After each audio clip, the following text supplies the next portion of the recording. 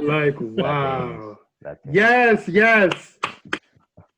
Wait, they're connecting their audio. Yes, yes. Yes. Hozzy and Lou. Yes, big up, big up, big up. How you guys doing? What's Hello. up? Hello. Hi. So could you please introduce yourself? Let us know who you are and what. Okay. Hi, my name is Louange. I'm 23. I'm a student. I'm studying communication and digital media at Ontario Tech. Whoa. Yeah. And I'm Ozian. I'm an education coordinator. I just finished school. I have a bioscience degree. Congratulations. Big up, Okay, big up, so big up. Congrats. they're being modest. They're being modest. Big up, yo, big up fashion bloggers up in the chat. Don't front. We're trying. You're doing your thing. They're really out here doing their damn thing. No, You know what I mean? It's really good. And they have dope opinions. Just having a conversation with them in the past has been great. So it's gonna be cool to just talk to them about their work and like their IG persona, but also just their opinion on just culture. So I'm excited to them. And so yeah, it's gonna be dope. So yes, before you came in, Ellie. So I'll let you know who's here. Elias was popping, wave or something. Aaron and Liban. I know these guys through dance or just through life and things like that. We have Ken coming in later too. I feel like y'all met one time. Anyways, doesn't matter, whatever. But talking about how creatives, entrepreneurs, business owners stay relevant during COVID-19. Elias went into a really, really good rant about just a number of things. I want him to like reiterate his last point, and then I want to get your take on it, and then we'll keep talking. So, Elias, can you? Yeah. All right. So I'll make this short and sweet. Essentially, many people are having issues with budget flow with the workplaces and the clients that they work with as freelancers, and for them to come out the wet works and say, hey, we're just going through it as much as you are. Meanwhile, you have CEOs making $15 million in 3 years, and then you're requesting people to take cuts, budget cuts, reduced pay, etc. Just not fair, in my opinion. That's all. Yeah. For sure. I do currently right now I'm doing like fashion blogging on Instagram, and I find that like currently a lot of brands are not willing to pay any money at all. Yeah. And the reality is that, like you're saying, obviously CEOs, they're still getting paid. Like you're not struggling like I'm struggling. But yeah, I'm still expected to create content for them at zero cost, even though it is costing me to basically to shoot, to edit. Like it's costing me time that I could be sleeping and get that, but like they're still not willing to pay us anything right now. Yeah. Especially on the terms of editing, and this was I guess this will piggyback off the rant that the other three had had experienced. As someone who does video editing and graphic design as well, I don't think people understand how long and tedious of a process just design in general is. Design has a purpose, right? Design is meant to have a purpose in every aspect in life. So the moment you tell me that you can do more work and earn more money, which is really just writing emails and signing signatures for clients and such, the moment is I lose all respect for you. So I don't understand how someone's going to come out and tell these people, especially essential workers, that they're not deserving of more than 30 days of vacation. Definitely. More than $20 worth of pay, because I'm not going outside to get sick. How come these people are going out to work? It just none of this makes any sense. Everything the system's broken. So it's just to see that something so simple as a virus that we could have prevented a long time ago, like Taiwan, the only country that didn't squander their time, we would be in a better place. But it shows that even something as small as a virus shows how broken all these systems are. The systems that are supposed to keep us in a happy place. Yeah, definitely. Yeah. Ozzy, what do you think? How are you feeling about this topic? For me, I still work, say, part-time hours with my company.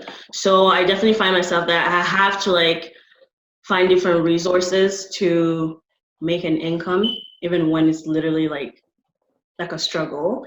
So you find yourself I find myself creating more, trying to find like ways that I can put my content out there for it to reach like companies and like Mm-hmm.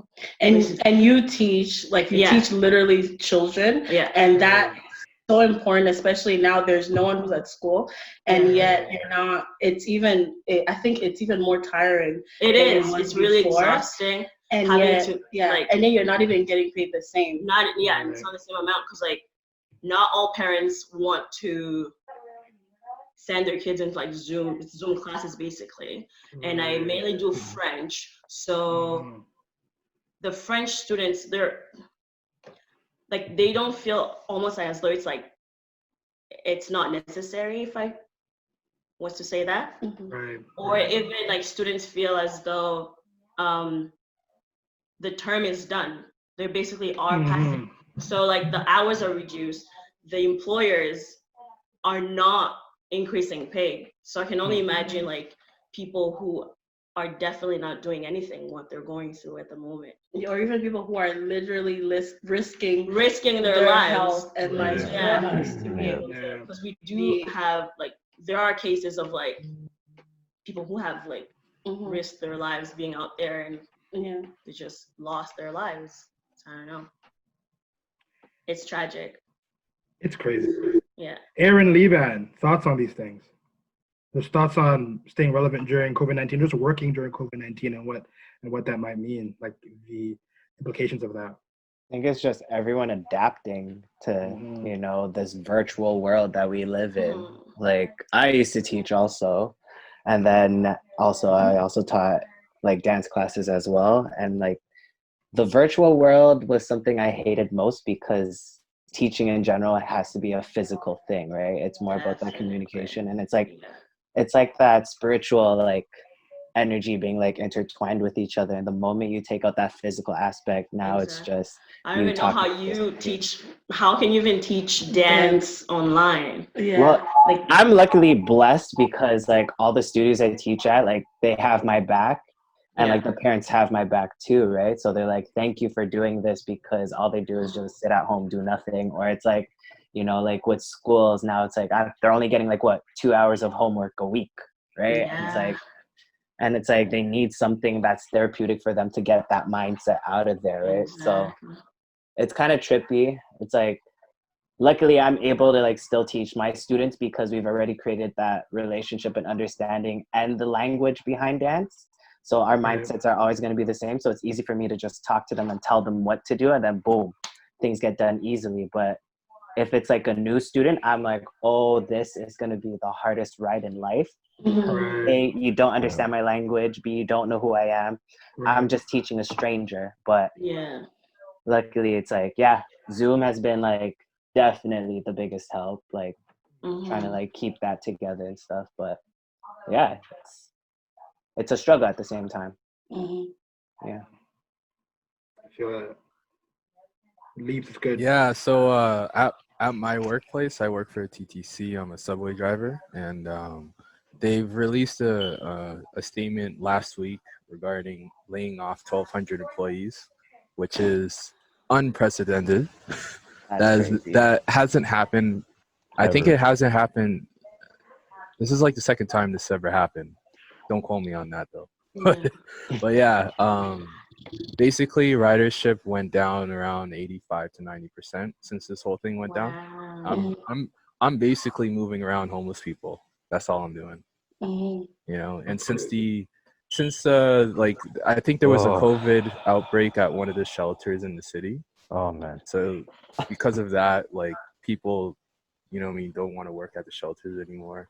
A couple of them had to close down because of it. Tell me what you told. Tell them what you told me. I only heard one of them close down. I'm not, and that was like 2 weeks ago. So I'm not sure if any more have closed down. But there has been an increased amount of homeless people in my system. Wow. Yeah. So I'm basically moving them around. And how do you protect yourself? Well, right now, I work in a closed cabin environment. So like as long as I'm in my cabin, I'm pretty much safe. And I have the workplace gives me like disinfectant and wipes and such to clean my cabin and make sure I'm protected. And I'm also practicing social distancing as well. And also like there isn't that much people on the line anymore. So like social distancing is a bit of an easier approach for me. Yeah. But